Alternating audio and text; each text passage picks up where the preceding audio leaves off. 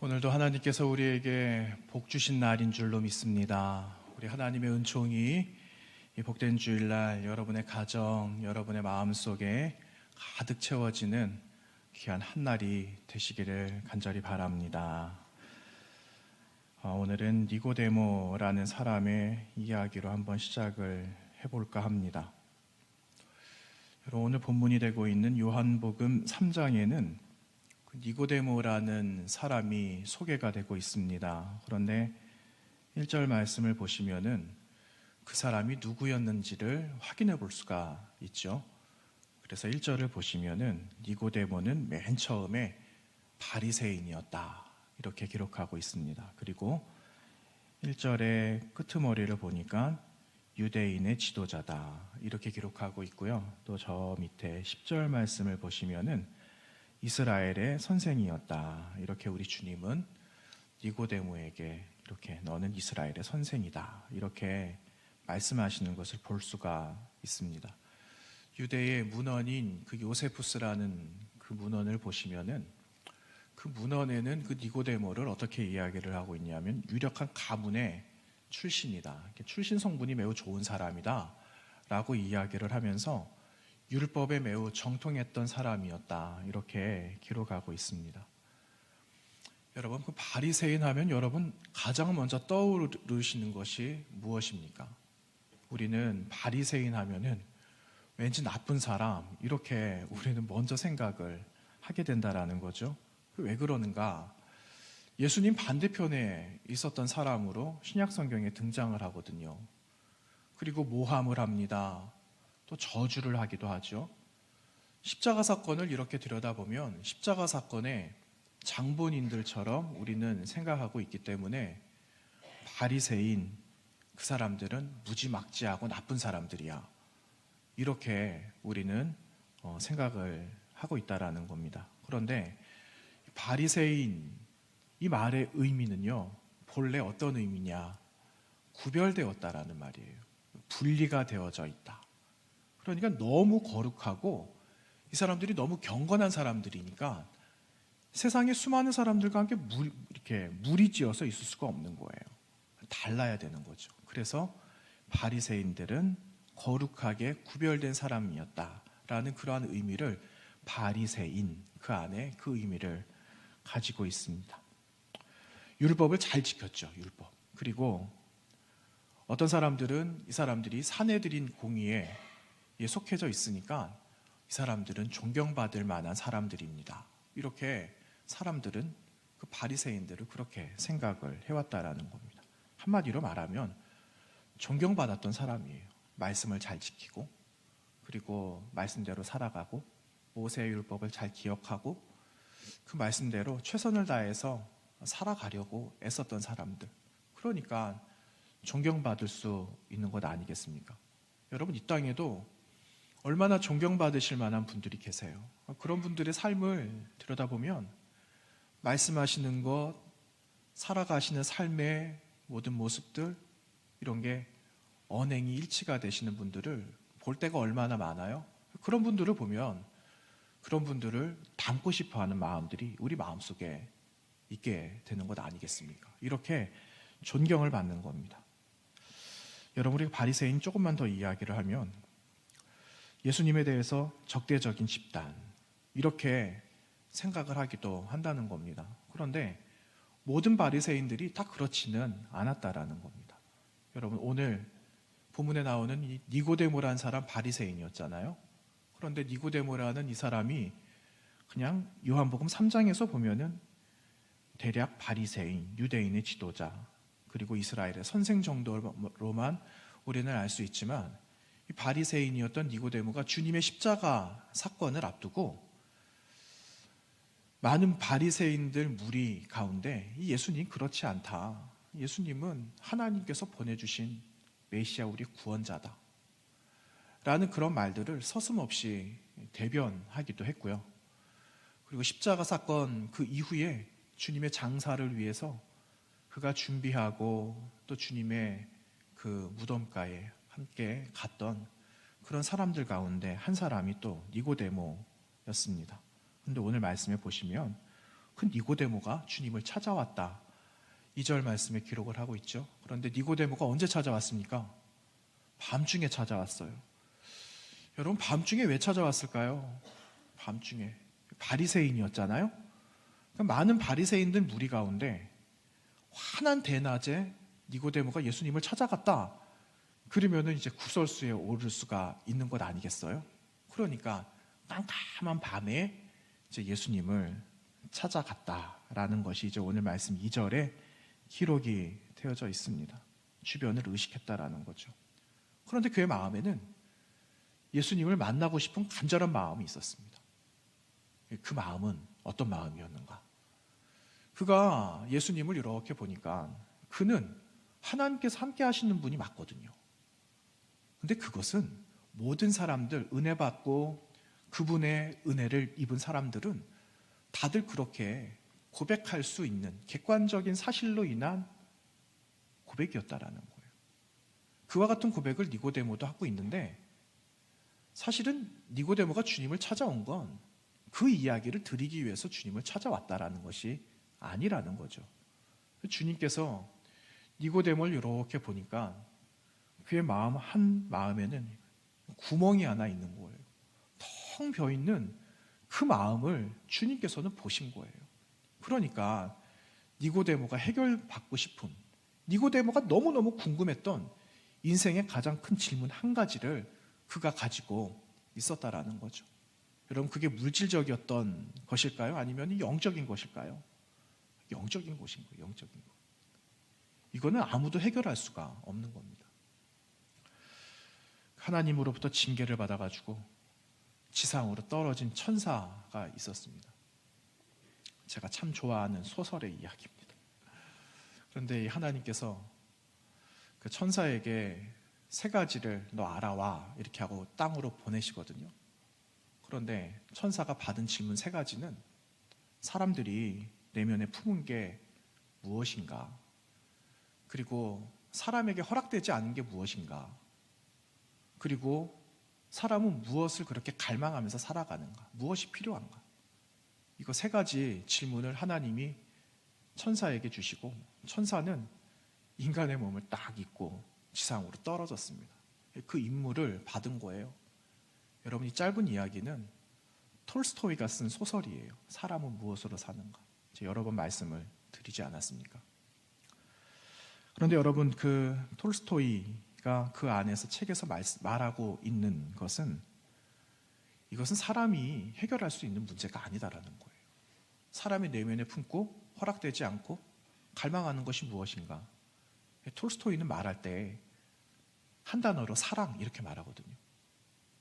사람들은 사랑을 추구하고 갈망하면서 살아가는 존재라는 걸 톨스토이는 그 책 안에서 이야기를 하고 있어요. 그런데 여러분, 성경은 우리에게 뭐라고 말씀합니까? 우리가 영원을 사모하는 마음이 있어야 된다라고 말씀하거든요.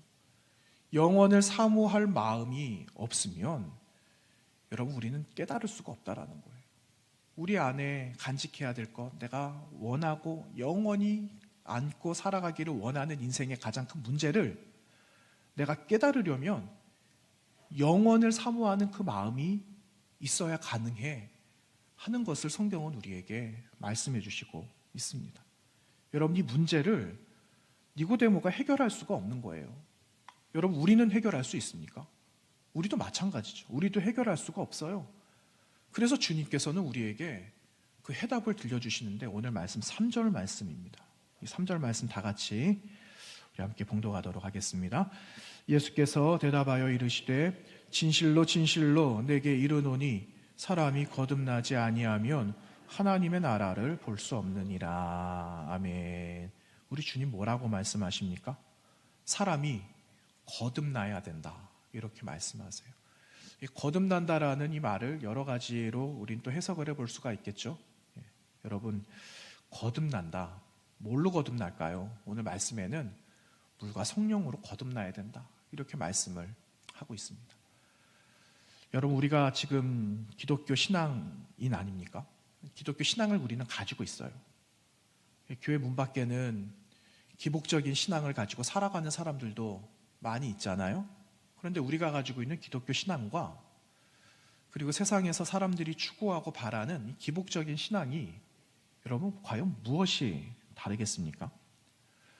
여러분 여기에는 어머니 모태로부터 신앙을 가져서 모태 신앙이신 분들도 계시고, 또 어떤 분들은 인생의 중간쯤에 예수님을 영접하셨던 분도 계시고, 또 인생의 말미에 예수 그리스도를 잡을 수밖에 없다, 그러니까 잡으신 분들도 아마 계시고, 여러 가지 다양한 사연들이 아마 있으실 거예요.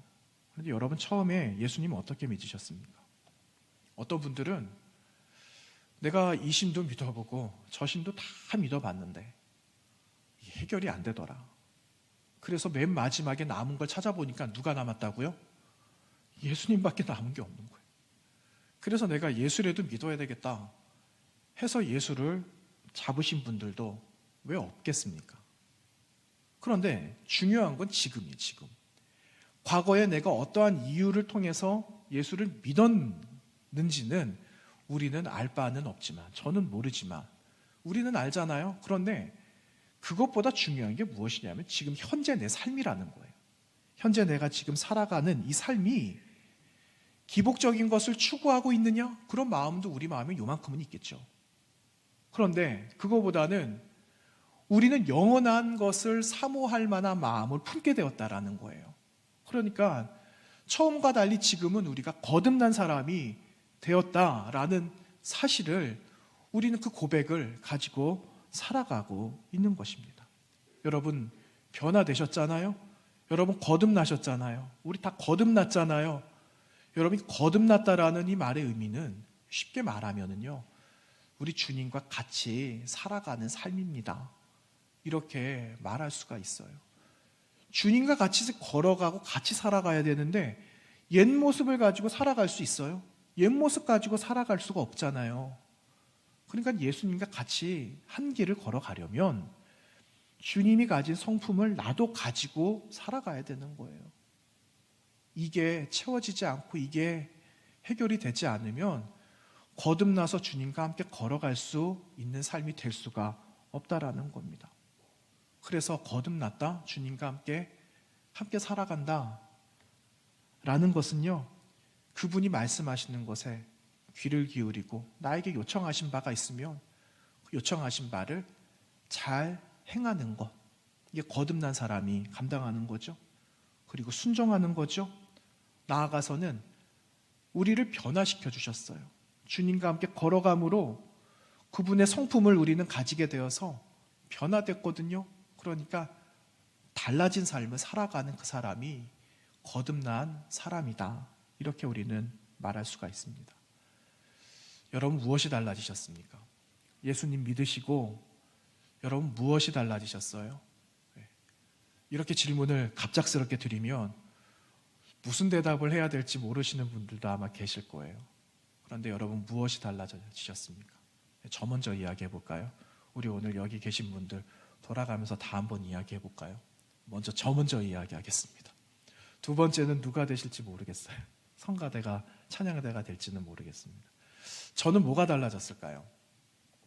저는 부끄럽지만 하나님께서 말씀하실 때까지 한번 기다려보자, 그분의 음성을 한번 들어보자, 이게 좀 바뀐 것 같아요. 저는 물론 지금도 부족하죠. 물론 제가 계획한 바가 있으면 밀고 가려고 하는 것도 있겠죠. 왜 사람의 의지가 없겠어요. 그런데 옛날에는 이제 그랬다면 조금씩 바뀐 나의 모습을 보면 하나님께서 말씀하시면 하고 말씀하시지 않으시면 잊자 하는 그러한 것이 좀 바뀐 것 같아요. 자, 두 번째 말씀하실 분 자진해서 말씀하셔도 되고요. 여러분 뭐가 달라지고 변하셨어요? 마음으로 한번 대답해 보세요. 많은 사람들이 세상에서 우리를 보면은요, 신기하게도 당신 예수 믿죠? 이렇게 물어볼 때가 있어요. 그러면은 깜짝 놀랄 때가 있지 않습니까? 얼굴에 써 있는 것도 아닌데. 그런데 사람들은 세상에서 우리를 볼 때 그리스도인이라는 것을 압니다. 희한하죠? 네. 그런데 여러분 세상 사람들이 말하는 당신은 그리스도인이 맞아요? 그리스도인이죠? 라고 물어보지만 여러분 조금 안타까운 것은 우리는 겉은 그리스도인인지는 모르겠지만 속사람까지 그리스도인으로 다 채워져 있는가? 이런 생각을, 이런 질문을 우리 스스로에게 한번 던져봐야 되지 않을까? 이런 생각을 하게 됩니다. 달라졌다라고는 하는데 그렇게 많이 달라진 것 같지는 않은 것 같을 때도 있다라는 거죠. 여러분 밖에 나가서 믿지 않는 분들을 만날 때가 있어요. 믿지 않는 사람들을 이렇게 보면은 참 윤리적으로 잘 살아가시는 분들 볼 때가 있거든요. 그리고 정직하게 살아가시는 분들 있고 남들에게 피해 안 주고 바르게 살아가시려고 하는 그런 분들이 참 많이 있다라는 거를 우리 보게 됩니다. 또 알고요.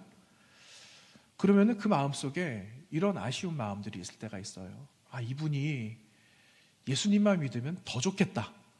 이런 마음 가지실 때 있잖아요. 제가 지나간 주에 구청 들어갈 일이 있었거든요.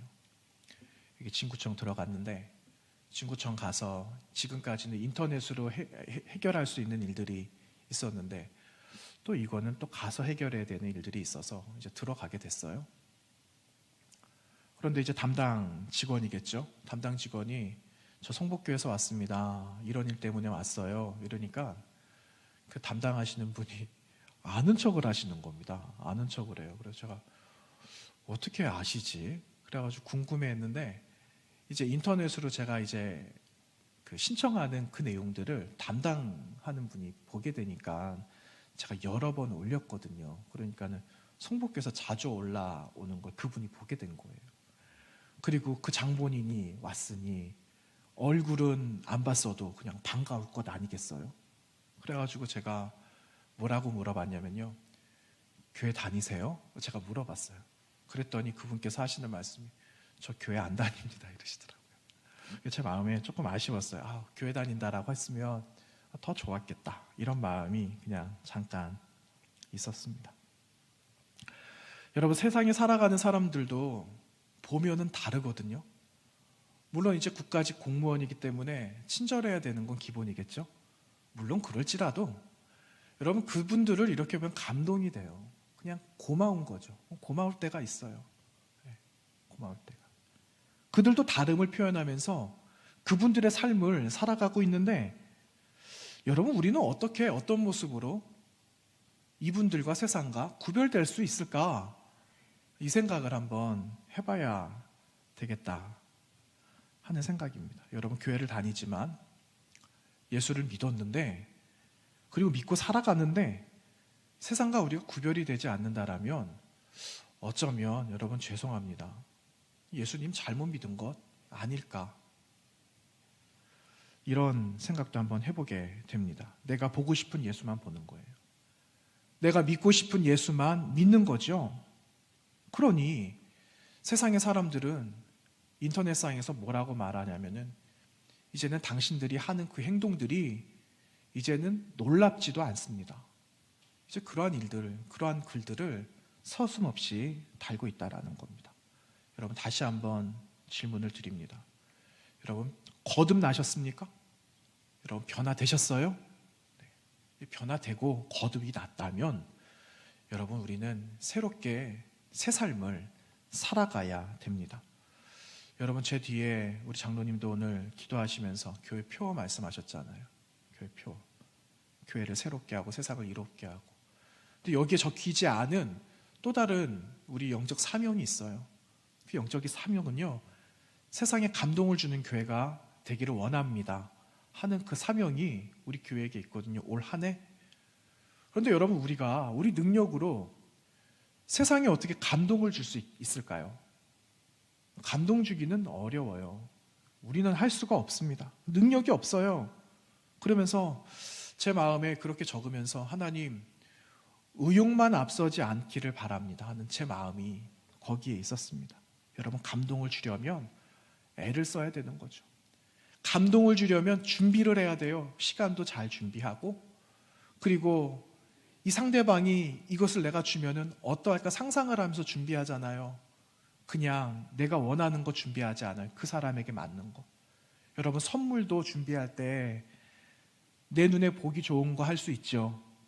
그런데 선물이라는 것은 내 눈에 보기 좋은 것을 주는 게 아니라 그 사람이 받고 좋아할 만한 것을 주는 것. 그게 선물이에요. 그래서 잘 선택을 해야 돼요. 선물할 때 고민을 많이 해야 돼요. 아, 이건 있을까? 이런 건 내가 사면 이분이 가지고 있지는 않을까? 뭐 이런 거 생각 여러 가지 하잖아요. 그런 것처럼 세상에 감동을 주려면 세상이 필요한 것이 무엇인가? 교회를 통해서 요청하는 바가 무엇인가? 무엇을 우리에게 요청할까? 무엇이 필요하세요라고 우리가 물어볼 때 세상은 우리에게 어떤 대답을 할까 하는 것을 귀를 세워 우리는 들어볼 수 있어야 세상에 감동 줄 수 있는 교회와 성도가 될 수 있는 겁니다. 여러분, 그래서 우리 주님은 우리에게 오늘 두 가지 부탁을 하세요. 너희 다시 새 마음, 새 믿음을 가져야 돼. 그리고 그 믿음의 기반, 그 위에 너희가 날마다 자신을 보고 나와 함께 걸어가고 나와 함께 살아가기 위해서 날마다 회개하는 삶을 살아가야 돼. 그것을 우리에게 오늘 요청하고 계시는 겁니다. 1992년부터 95년까지 한 3년 8개월 정도 보스니아에서 여러분 내전이 일어났어요. 하도 참 오래된 일이죠. 그런데 이렇게 검색을 해보시면 거기에 관한 내용들이 쭉 나오는데 예전에 이제 구소련이 이제 붕괴가 되면서 이제 그 보스니아라는 그 땅에 그 세르비아인과 크로아티아인과 그다음에 보스니아인과 이 세 민족이 함께 그 땅에 살아가게 되었거든요. 그런데 이제 보스니아 그 구소련이 붕괴가 되면서 이 안에 있었던 세 민족이 그 자립을 원하고 독립을 외치고 그런데 의견이 충돌이 되면서 이게 해결이 안 돼서 결국은 보스니아 이 땅에서 내전이 일어나게 됐습니다. 자그마치 3년 8개월 가량 일어나게 됐거든요. 근데 이 땅에는 380만 정도의 인구가 있는데 이 가운데 25만 명이 희생을 당했어요. 그리고 220만 명이 터전을 잃어버려요. 직장을 잃어버려요. 삶의 모든 것을 다 잃어버려요. 가족들도 잃어버려요. 그러니 여러분, 이 사태를 누가 책임을 지겠습니까? 이 사태를 아무도 책임을 질 수 있는 사람이 아무도 없었대요. 아무도. 나라 잃어버렸죠. 소망도 다 날아가 버린 겁니다. 그런데 이제 그 뒷이야기가 있습니다. 비하인드 스토리가 있는데 그 뒤에 자신의 나라를 이렇게 바라보니까 너무 마음이 아픈 거예요.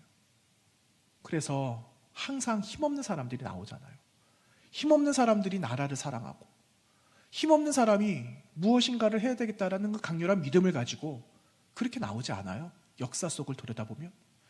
그런데 그 땅 가운데 그러한 사람 한 사람이 나오게 된 거예요. 누구였느냐? 이 사람은 첼리스트였어요. 첼로 연주하는 연주가였어요. 이 사람이 땅을 보니까 소망이 없는 거예요. 그래서 굶주리는 사람들이 생기죠. 터전을 잃어버린 사람들은 부지기수지요. 사람들이 소망을 잃어버리고 넋을 놓고 살아가니까 이래서는 나라 정말 사라져버리겠다. 그래서 이 사람이 결단하고 믿음을 가지고 행했던 것이 도시 한복판 폭탄이 떨어지고 이 위험한 이 도시 한복판에서 첼로 연주를 시작을 했던 겁니다. 무려 44개월을 첼로 연주를 하는 거예요. 44개월, 3년 6개월. 그러니까는 내전이 있었던 모든 시간을 그 사람은 첼로 하나를 가지고 날마다 도시 한복판에 와서 거기서 연주를 하는 거예요. 연주를. 자기 희생을 무릅쓰고 어떻게 될지도 모르는 상황을 다 안고 오는 거예요. 여러분, 사람들이 모여요. 흩어져서 좌절하고 낭망했던 사람들이 첼로 소리를 듣고 그 음악 소리를 듣고 모이는 거예요. 여러분, 이 사람들 왜 모였을까요? 그리고 왜 이 첼로 연주가는 왜 연주를 했을까요? 그것은 한 가지. 마음에 바라는 것이 있었어요. 마음의 바람. 다시 회복되기를 원하는 것. 우리가 다시 회복될 수 있다라는 그 믿음.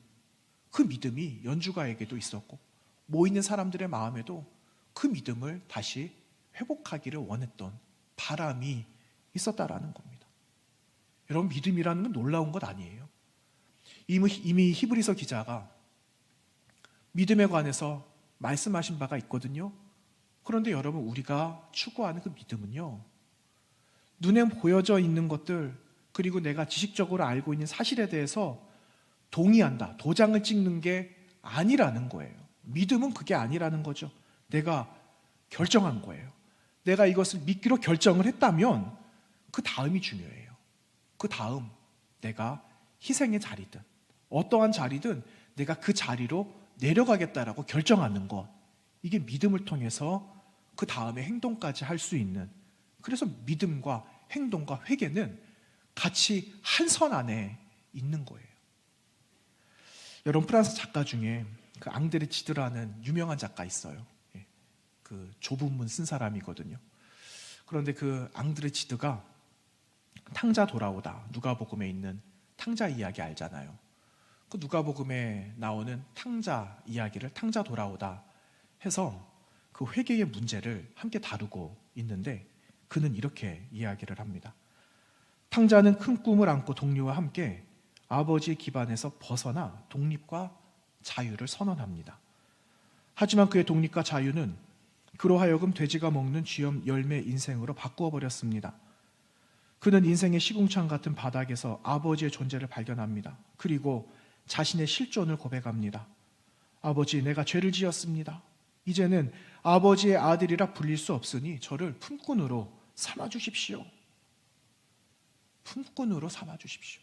그러니 자신의 자격들을 다 내려버리고 내려간 품꾼의 자리, 여러분, 그 자리가 회개의 자리다라는 거죠. 믿음이 있으면 우리는 그 자리로 내려갈 수 있는 결단이 있게 되는 겁니다. 여러분, 오늘 우리가 이와 같은 결단이 있기를 원합니다. 하나님께서 우리에게 주신 믿음, 그리고 그 자리까지 내려가라고 명령하시면, 여러분, 우리는 다시 변화를 사모하고 그리고 새로운 삶을 추구하면서 그 밑에서 하나님의 영광을 바라보고 그분이 명령하시는 삶을 살아가는 사람들이 되어져야 되는 겁니다. 여러분, 변화는 어렵거든요. 처음 시도하는 게 얼마나 어려워요. 그런데 변화가 나타나기 시작하면 마음에 기쁨이 생깁니다. 변화가 나타나기 시작하면 그 다음을 준비할 수가 있어요. 여러분, 이런 예를 한번 들어보면, 여러분, 요즘 남녀노소 할 것 없이 많이 하는 것, 운동을 많이 하잖아요. 가장 많이 하는 국민적인 운동, 걷기. 그래서 여러분, 여기 인근에 공원 같은 데 나가면은 많은 사람들이 나와서 많이 걸어요. 근데 여러분, 젊은 사람들은 어떻게 할까요? 젊은 사람들은 걷기만으로는 안 되겠다. 피트니스 클럽 이런 데 등록을 합니다. 그러니까 처음에는 이랬던 사람들이 이제는 몸에 이제 윤곽이 생겨나는 겁니다. 몸에 선이 이렇게 생겨요. 처음에는 일자였다가 나중에는 역삼각형이 됐다가, 이렇게 거울에 비친 나의 모습을 보니까 변화가 된다. 이걸 보게 되는 것 아니겠어요? 그러면은 사람들은 거기서 안 멈춰요. 여기서 멈추지 않고 지금 현재 나에게 더 필요한 것, 이로운 것들이 있다면 거기에 대한 보충제를 먹기도 하고, 혹은 근육이나 여기에 필요한 영양제를 먹기도 하고, 그렇게 해서 나를 좀 더 변화시켜 가는데 최선을 다한다라는 겁니다. 이 변화가 얼마나 원동력이 돼요? 자신감을 줍니까?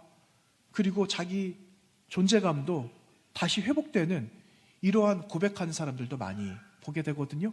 근데 여러분, 여기까지는 몸의 변화, 육적인 변화라면, 여러분, 저와 여러분에게 필요한 변화는 한 가지가 더 있어요. 무슨 변화일까요? 이 영적인 변화가 필요한 거예요. 몸의 변화가 나타났어요. 부단히 내가 나를 복종시키고 몸을 쳐서 하나님 앞에 엎드려서 기도하고 새벽을 지키고, 그때는 힘들지만 그게 무르익으면 그 마음에 기쁨이 생기잖아요. 이런 거예요. 그 다음 영적인 변화가 다시 시작되어져야 되는 겁니다. 영적인 변화가 시작이 되면 은혜를 알아요. 이게 어디서 온 은혜인지를 알게 돼요. 그러면 감격하게 되잖아요. 감격으로 끝납니까? 그러면 이 은혜를 나누게 되는 거예요. 그러면 이 은혜는 어떻게 된다고요? 하나님께서 우리에게 주신 은사는 쓰면 쓸수록 어떻게 된다고 그랬습니까?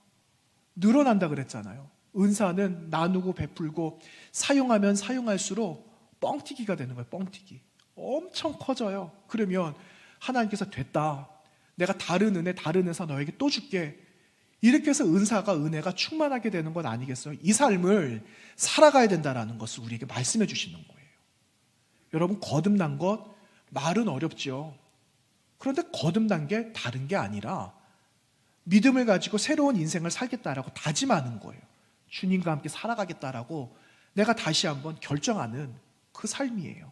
그래서 우리는 날마다 변화가 되어지고 또 새로워지고 더 성숙하고 성장하면서 지금보다 더 나은 삶을 향하여 살아가는 삶이 되어지는 것. 이게 오늘 주님께서 우리에게 부탁하시는 삶입니다. 여러분, 이제 9일째를 맞았어요. 2022년도 새로운 해에 시작하면서 9일째 맞이했는데 의지가 꺾이셨습니까? 아직 안 꺾이셨죠? 아직은 안 꺾였어요. 여러분, 붙들고 계십시오. 붙들고 계시고 어제하고 오늘은 분명히 다른 날이에요. 오늘 우리에게 새로운 것을 요청하시고 또 다시 도전하시는 하나님의 그 말씀이 무엇이고 어디에 있는지 발견하셔서 여러분, 이번 한 주간 새로운 행진을 시작하시기를 바랍니다. 주님과 같이 가는 거예요. 나는 홀로 걸어가고 있지만 주님께서 옆에 계세요. 같이 걸어가 주시는 거예요. 새로운 행진 속에 하나님은 우리에게 능력을 주시고 또 변화된 모습을 통해서 세상에 감동을 주는 성도로 교회로 우리를 사용해 주실 겁니다. 그러한 기대감을 가지시고 여러분, 이번 한 주간 주님 의지하시면서 믿음으로 승리하시는 우리 교회와 저와 여러분 되시기를 부탁을 드립니다. 함께 기도하겠습니다.